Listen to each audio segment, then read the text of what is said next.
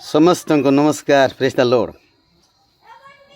आज नवेम्बर मासर 19 तारिख दिन आसतु आम जीवित शास्त्र बाइबल रु द्वितीय विवरण 28-11 पद नहीं आम किसी अंश शिखा। यह सत्य जीवित शास्त्र रु ए सकाल टाइम रे आपण माने प्रस्तुत हुंतु आ शुणु मध्य आसतु आम द्वितीय विवरणी 28-11 पद को आम पठन कर अल्प समय बुझी लेवा।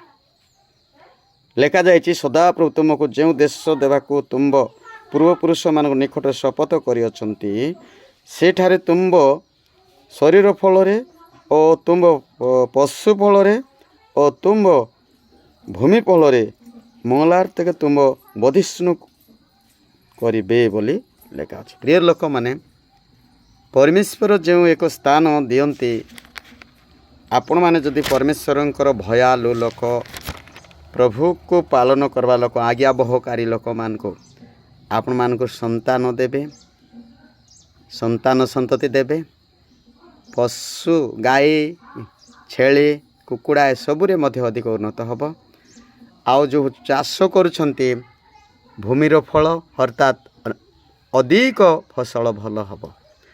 सेतिपाई आपण माने प्रभु को विश्वास करंतु। आउ जो माटी प्रभु बनाइले, जो बाऊ प्रभु बनाइले, से प्रभुंकर उपस्थिति रे आपण माने प्रभु को धन्यवाद दे ये सब कार्य करंतु। देखिए आपण मानकर सब कार्य सफल हम। तेबे आपण मान भूमिर फल रे, पशुर फल रे, आपण मानकर जो परिवार संतान संतति हेबारे ए सब प्रभु ही प्रदान करिसंती। आपण भावंतु नै मोर सब बोली प्रभुंकर। सावधान है शुणंतु। आ उत्तर प्रभु ठारे अछि, उत्तर प्रभु देवे। आ प्रभु जीशु को विश्वास करंतु, अनंत जीवन सौभाग्य होंतु। धन्यवाद। ए सकाल टाइम रे आपण माने सुनिथिबे, आ उद्धार पाइथिबे। आपण मानकर समस्त दरिद्रता रोग समस्त परिस्थिति प्रभु समाधान करबे। प्रभु ही मंगल आ के नै। सेति तो प्रभु धन्यवाद हो।